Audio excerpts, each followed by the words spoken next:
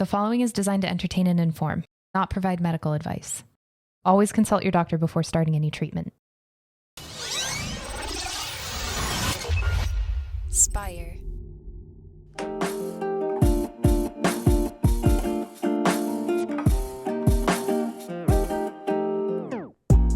Welcome back to the Kidney Stone Diet Podcast, the show about reducing your kidney stone risk and living your best life.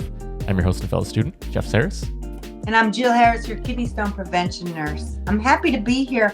And I'm also, this is the day we're taping four or five shows right now. And we batch them. Jeff and I meet and we do a bunch of shows. And right now, as we've said in the last couple, it's Black Friday, day after Thanksgiving. And I just wanted to take a few minutes. I wrote this in my newsletter last week, but I just wanted to say, truly, I mean, this career of ours is just so rewarding because we get to help people every day. And the fact that people come here and are taking our information and, you know, just feeling safe and trusting it. And well, that just means the world to us.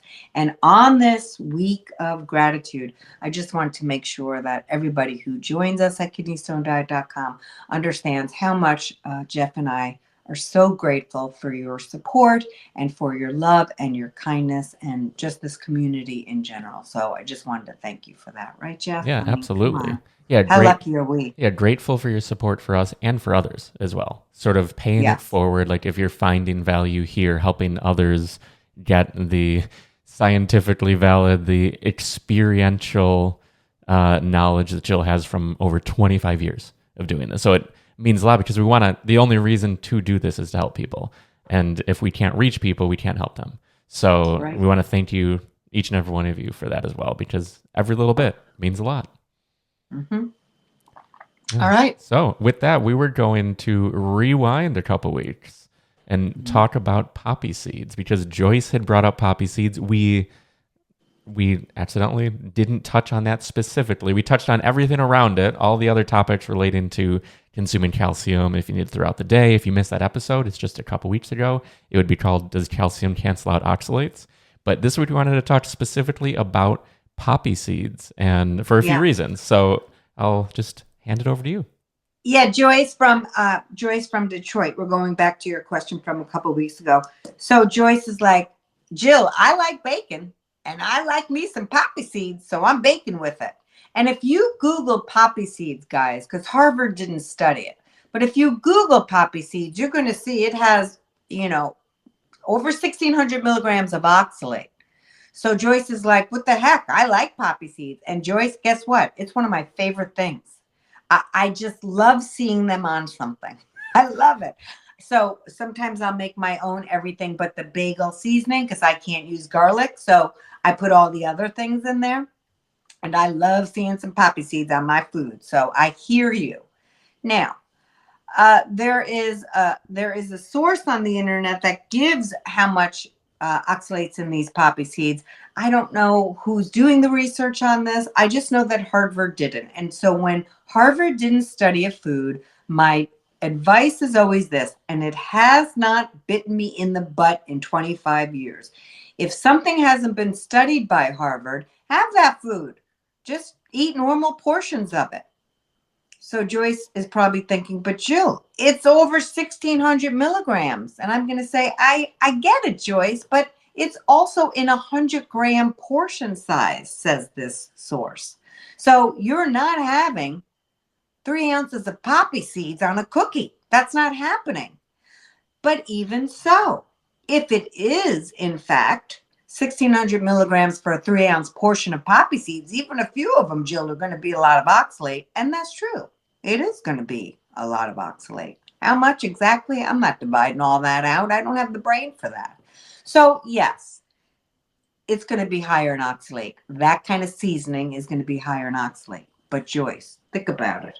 If I got a cookie and I'm sprinkling a few seeds on there, well, poppy seeds are small, so you're going to be sprinkling some.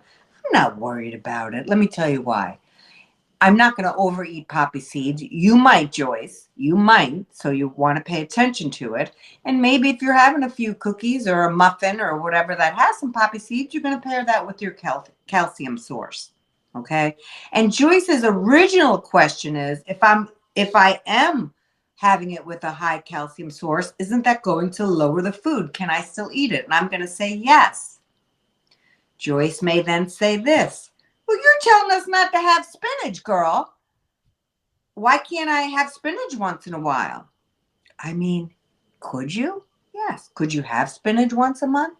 Yeah. Are you going to make a stone having spinach once a month? Probably not.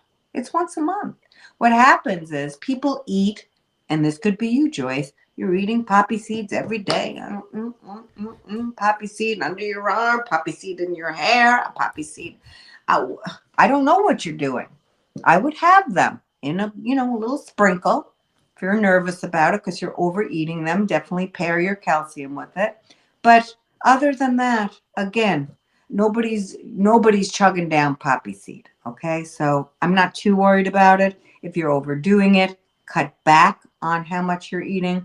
And yes, anytime you have a higher oxalate content, pairing it with calcium is going to help absorb that oxalate. How much exactly? I don't know. Okay. It does lower it though. So that's why we always want you to stay in your 100 milligrams or less oxalate bank account. Okay. So, and lately too, you know what? We'll address that on another show. So that's my answer to that. Yeah. That makes sense, Jeff? It definitely does. And along those lines, we did have a question from Eric, who is curious how they test for oxalate in foods. It's a voicemail, but I figure we can just sort of touch on it briefly. Testing. So I'm not a scientist. I don't know exactly how they do it. I do know this. It's complicated to test foods for oxalate. It's complicated. I don't know the precise how they do it. You'd have to call up a lab and ask them for their explanation on how they do that. It is complicated. Why are there different oxalate amounts for the same food? Because you can have a spinach plant that grows in Mexico and you can have one that grows in California. Different amounts of sunlight, different soil conditions, different stuff. So you're going to have different values. We know spinach is high, so that's not the best example. But why the lists vary like they do? Was the research done correctly? Was the lab equipment calibrated the same as somebody calibrated it in another lab? All labs run differently, people.